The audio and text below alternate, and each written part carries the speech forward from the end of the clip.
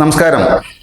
ഞാൻ Arumukhan Pathichira, Muthalamada mango farmers welfare അസോസിയേഷന്റെ സെക്രട്ടറിയാണ്.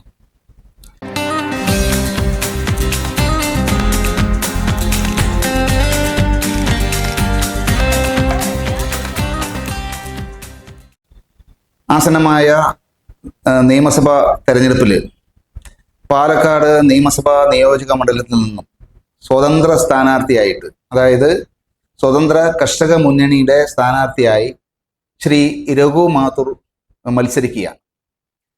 അദ്ദേഹം ഈ തെരഞ്ഞെടുപ്പിൽ മത്സരിക്കുന്നതുമായി ബന്ധപ്പെട്ട് നിരവധി കർഷകരുടെ പ്രശ്നങ്ങൾ ഉയർത്തി കാണിച്ചുകൊണ്ടാണ് അദ്ദേഹം മത്സരിക്കുന്നത്.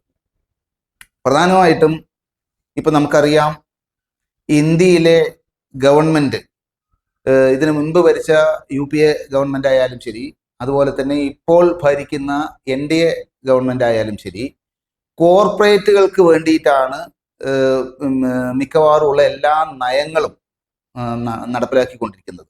ശരിക്കും പറഞ്ഞാൽ ഇന്ത്യയുടെ കാർഷിക നയവും പൊതുനയവും എല്ലാം തന്നെ കോർപ്പറേറ്റ് കുത്തകകളാണ് തയ്യാറാക്കുന്നത് എന്ന് വേണമെങ്കിൽ പറയാം. നമ്മുടെ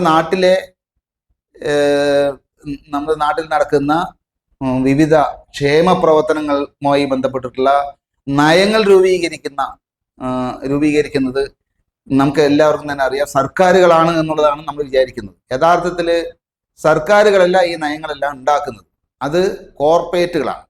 അപ്പം നമ്മൾ എതിർക്കുന്നതും ഇത്തരത്തിലുള്ള കോർപ്പറേറ്റ് നയങ്ങളെയാണ്. അതായത് നമ്മൾ കോർപ്പറേറ്റുകളെ എതിർക്കുന്നില്ല. നമ്മുടെ രാജ്യത്തിൻ്റെ അടിസ്ഥാന വികസന പ്രവർത്തനങ്ങളിൽ കോർപ്പറേറ്റ് കമ്പനികൾക്കുള്ള പങ്ക് അല്ലെങ്കിൽ സ്ഥാനം വളരെ വലുതാണ്. അതിന് നമുക്ക് നിഷേധിക്കാൻ കഴിയില്ല, അതെല്ലാം ആവശ്യമുണ്ട്. പക്ഷേ ക്രോണിക് ക്യാപിറ്റലിസത്തെയാണ് നമ്മൾ എതിർക്കുന്നത്. ക്രോണിക് ക്യാപിറ്റലിസം എന്ന് പറയുന്നത് മുതലാളിത്ത ചങ്ങാത്തം. അതായത് നമ്മുടെ സർക്കാരുകൾ എല്ലാവരും തന്നെ കോർപ്പറേറ്റുകളുമായിട്ട് ചങ്ങാത്തം കൂടുകയും നമ്മുടെ ഇന്ത്യയിലെ വിഭവങ്ങൾ അല്ലെങ്കിൽ അതത് സ്റ്റേറ്റുകളുടെ വിഭവങ്ങൾ കോർപ്പറേറ്റ് കമ്പനികൾക്ക് വേണ്ടി തീറെഴുതി കൊടുക്കുകയാണ് ചെയ്യുന്നത്. തീറെഴുതി കൊടുക്കുക പറഞ്ഞു കഴിഞ്ഞാൽ അവരുടെ ഉന്നമനത്തിന് വേണ്ടിയിട്ടുള്ള നയങ്ങൾ രൂപീകരിക്കുക, അവർക്ക് വേണ്ടിയിട്ടുള്ള സൗകര്യങ്ങൾ ചെയ്തു കൊടുക്കുക, നികുതി ഇളവ് കൊടുക്കുക. അത് GSTയിലായാലും ശരി, ഭൂനികുതി ആയാലും ശരി, വൈദ്യുതിയിലായാലും ശരി, വിവിധ തരത്തിലുള്ള ഇളവുകൾ കൊടുത്തുകൊണ്ട് അവർക്ക് പരമാവധി ഈ രാജ്യത്തുള്ള വിഭവങ്ങളെല്ലാം തന്നെ ചൂഷണം ചെയ്യാൻ ആവശ്യമായിട്ടുള്ള നടപടികളാണ് ഇവിടുത്തെ മാറി മാറി വരുന്ന എല്ലാ സർക്കാരുകളും സ്വീകരിച്ചിരിക്കുന്നത്. ഈ സർക്കാരുകൾ എന്ന് പറയുന്ന ആരാണ്? ഇവിടുത്തെ രാഷ്ട്രീയ പാർട്ടികളാണ് സർക്കാരുകൾ ഉണ്ടാക്കുന്നത്. കോർപ്പറേറ്റ് കമ്പനികളെ സംബന്ധിച്ചിടത്തോളം സർക്കാരിൻ്റെ ഭാഗമായി പ്രവർത്തിക്കുന്ന സംവിധാനങ്ങളാണ് രാഷ്ട്രീയ പാർട്ടികൾ.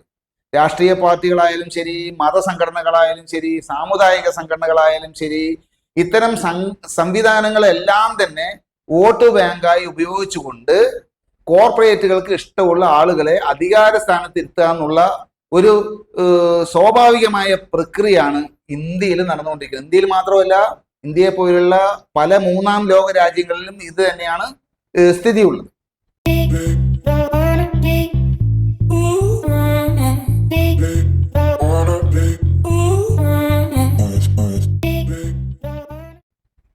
ഇപ്പൊ പൊതുവായിട്ട് നമ്മൾ നോക്കുന്ന സമയത്ത് കർഷക വിരുദ്ധ താല്പര്യങ്ങളാണ് കേന്ദ്ര സർക്കാരും സംസ്ഥാന സർക്കാരുകളും ഒക്കെ ഇന്ത്യയിൽ കൈക്കൊള്ളുന്നത്. അതിന് പ്രധാന കാരണം ഈ പറയുന്ന കോർപ്പറേറ്റ് നയങ്ങളാണ്, കോർപ്പറേറ്റുകൾ ഉണ്ടാക്കുന്ന നയപരിപാടികളാണ്. അപ്പൊ ഇത്തരം ഒരു സംവിധാനം നടക്കുന്ന സമയത്ത്, ഇപ്പോൾ കഴിഞ്ഞ 10 വർഷത്തെ കണക്കെടുത്ത് നോക്കുന്ന സമയത്ത് ആകെയുള്ള പൊതുമേഖലാ സ്ഥാപനങ്ങൾ കൊടുത്ത വായ്പ എന്ന് പറയുന്നത് വായ്പയുടെ 85.5% കോർപ്പറേറ്റ് കമ്പനികൾക്കാണ് കൊടുത്തിരിക്കുന്നത്. ആകെ പൊതുമേഖല ബാങ്കുകളുടെ വായ്പ കൊടുക്കല് ആകെ കൊടുത്തതിന്റെ 85.5% കോർപ്പറേറ്റ് കുത്തകകൾക്കാണ് കൊടുത്തിട്ടുള്ളത്. ഈ 85.5% വായ്പയും എഴുതിത്തള്ളി കഴിഞ്ഞിരിക്കുന്നു കേന്ദ്ര സർക്കാർ. അത് മാത്രമല്ല, ഈ സാധാരണക്കാരായിട്ടുള്ള കർഷകര് അവരുടെ കിടപ്പാടം പണയം വെച്ചുകൊണ്ട് എടുക്കുന്ന നാമമാത്ര ചെറുകിട കർഷകരാണ്. വളരെ കേരളത്തെ സംബന്ധിച്ച് 50 സെന്റ് സ്ഥലവും 1 ഏക്കർ, 2 ഏക്കർ, 3 ഏക്കർ, 5 ഏക്കർ ചെറിയ ഫാർമേഴ്സാണ്, മാർജിൻ ഫാർമേഴ്സാണ്. അതായത് നാമമാത്ര ഫാർമേഴ്സാണ് അല്ലെങ്കിൽ ചെറുകിട ഫാർമേഴ്സാണ്. ഈ കർഷകര് ചെറിയ തോതിൽ വായ്പ എടുക്കുന്നത് തങ്ങളുടെ കിടപ്പാടം പണയം വെച്ചുകൊണ്ടാണ്. അപ്പൊ അത് അടയ്ക്കാൻ നിവൃത്തിയില്ലാതെ കടക്കടിയിൽ പെട്ടുകൊണ്ട് നിരവധി ആളുകൾ ആത്മഹത്യയുടെ വക്കിലാണ്. അതേപോലെ തന്നെ കിടപ്പാടം നഷ്ടപ്പെട്ട് ജപ്തി നടപടികൾ സ്വീകരിച്ചുകൊണ്ട് ബാങ്ക് ഇവരെ പുറന്തള്ളുകയാണ്. ഇത്തരം ഒരു സാമൂഹ്യ സ്ഥിതി നമുക്ക് കാണാൻ പറ്റും. ഇപ്പൊ കേരളത്തിലെ മൊത്തത്തിൽ എടുത്തു നോക്കുമ്പോൾ പലതരത്തിലുള്ള കർഷകരുണ്ട്. ഉദാഹരണത്തിന് ക്ഷീര കർഷകരുണ്ട്, റബ്ബർ കർഷകരുണ്ട്, നാളികേര കർഷകരുണ്ട്, നെൽ കർഷകരുണ്ട്. അതല്ലാതെ മൃഗസംരക്ഷണ മേഖലയിൽ ഇപ്പൊ കോഴി വളർത്തല്, അതുപോലെ തന്നെ മത്സ്യകൃഷിയുണ്ട്, തേനീച്ച കൃഷിയുണ്ട്. അങ്ങനെ വിവിധ തരത്തിലുള്ള കാർഷിക മേഖലയിലുള്ള കൃഷിയുമായി ബന്ധപ്പെട്ട തൊഴിലുകളെല്ലാം ഇന്ന് പ്രതിസന്ധിയിലാണ്.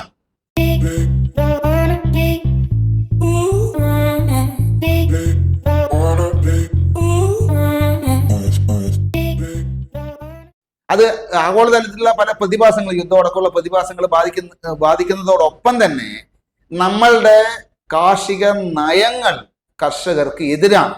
അവർക്ക് MSP ഇല്ല, മിനിമം സപ്പോർട്ട് പ്രൈസ് ഉറപ്പു നൽകാൻ പറ്റുന്ന ഒരു നിയമ സംവിധാനം ഇന്ത്യയിലില്ല. പല വിളകൾക്കും ഇല്ല. ചില പ്രത്യേക പെർട്ടിക്കുലർ ആയിട്ടുള്ള വിളകൾക്ക് മാത്രമേ MSP ഉള്ളൂ. എല്ലാ വിളകൾക്കും MSP നൽകണമെന്നാണ് കർഷകർ വർഷങ്ങളായി ആവശ്യപ്പെടുന്നത്. നിരവധി സമരങ്ങള് സംസ്ഥാനങ്ങളിലും അതുപോലെ തന്നെ രാജ്യവ്യാപകമായും അന്താരാഷ്ട്ര തലത്തിലും കർഷകർക്ക് അനുകൂലമായി സമരം നടക്കുന്നുണ്ട്. പക്ഷെ ഈ സമരങ്ങളൊക്കെയും ഈ പറയുന്ന ഭരണകൂടങ്ങൾ അടിച്ചമർത്തിക്കൊണ്ടിരിക്കുകയാണ്. കർഷകർക്ക് അനുകൂലമായിട്ടുള്ള ഒരു തീരുമാനം എടുക്കാൻ ഭരണകൂടങ്ങൾക്ക് കഴിയുന്നില്ല. കാരണം ഭരണകൂടങ്ങളെ നിയന്ത്രിക്കുന്നത് കോർപ്പറേറ്റ് കമ്പനികളാണ്, കോർപ്പറേറ്റ്സുകളാണ്. അതുകൊണ്ടാണ് നമ്മൾ പറയുന്നത് ഈ ക്രോണിക് ക്യാപിറ്റലിസം അല്ലെങ്കിൽ ഈ മുതലാളിത്ത ചങ്ങാത്തം അവസാനിപ്പിച്ചാൽ മാത്രമേ കർഷകർക്ക് രക്ഷയുള്ളൂ. ഇപ്പൊ കേരളത്തിലെ കർഷകരെ സംബന്ധിച്ച് പറയുകയാണെങ്കിൽ കേരളത്തിലെ കർഷകർ അസംഘടിതരാണ്. ഇപ്പൊ സ്വതന്ത്ര കർഷക സംഘടനകൾ ധാരാളമുണ്ട്. രാഷ്ട്രീയ പാർട്ടികളുടെ പോഷക സംഘടനകളായ കർഷക സംഘടനകൾ ധാരാളമുണ്ട്.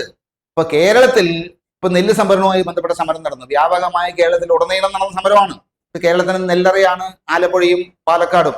ഈ കേരളത്തില് പ്രധാന ആഹാരം അരി ആഹാരമാണ്.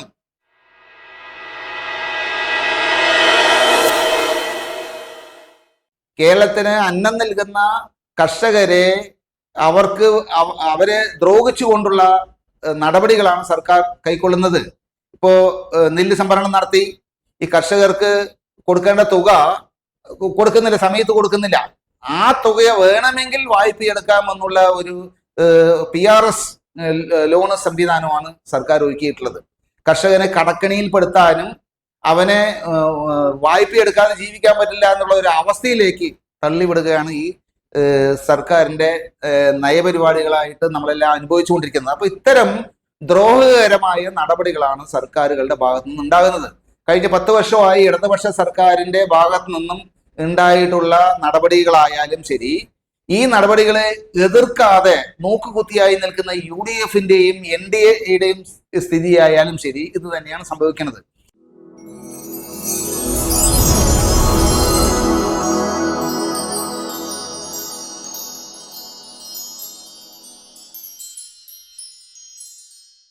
അതുകൊണ്ട് കർഷകർക്ക് വേണ്ടി ശബ്ദം ഉയർത്താൻ കർഷകനല്ലാതെ വേറെ ആരുമില്ല.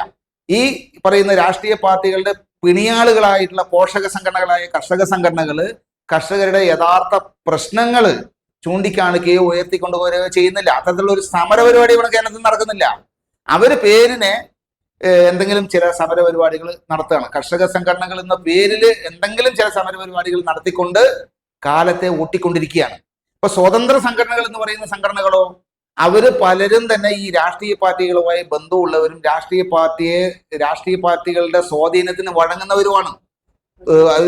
സ്വതന്ത്രമായ ഒരു നിലപാട് കർഷകന് വേണ്ടി നിലപാട് വ്യക്തമാക്കാൻ പോലും കേരളത്തിലെ സ്വതന്ത്ര കർഷക സംഘടനകൾ എന്ന് അവകാശപ്പെടുന്ന സംവിധാനങ്ങൾ കഴിയുന്നില്ല എന്നുള്ളത് ഒരു ദുര്യോഗമാണ്.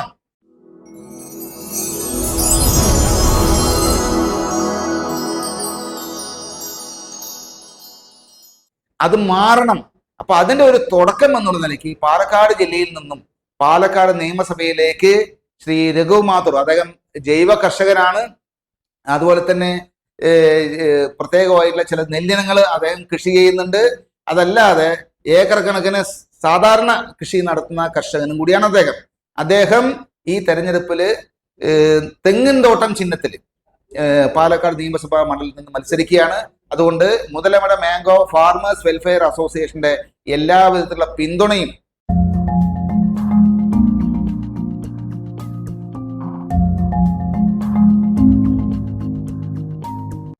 അദ്ദേഹത്തിന് നൽകുകയാണ്. നിങ്ങളുടെ ഓരോ വോട്ടും പാലക്കാട് നിയോജക മണ്ഡലത്തിലെ ഓരോ സമ്മതിദായകരുടെ ഓരോ വിലയേറിയ വോട്ടും ശ്രീ രഘു മാത്തൂരിന് നൽകി വമ്പിച്ച ഭൂരിപക്ഷത്തോടുകൂടി അദ്ദേഹത്തെ വിജയിപ്പിക്കണമെന്ന് സ്നേഹപൂർവ്വം അഭ്യർത്ഥിക്കുന്നു.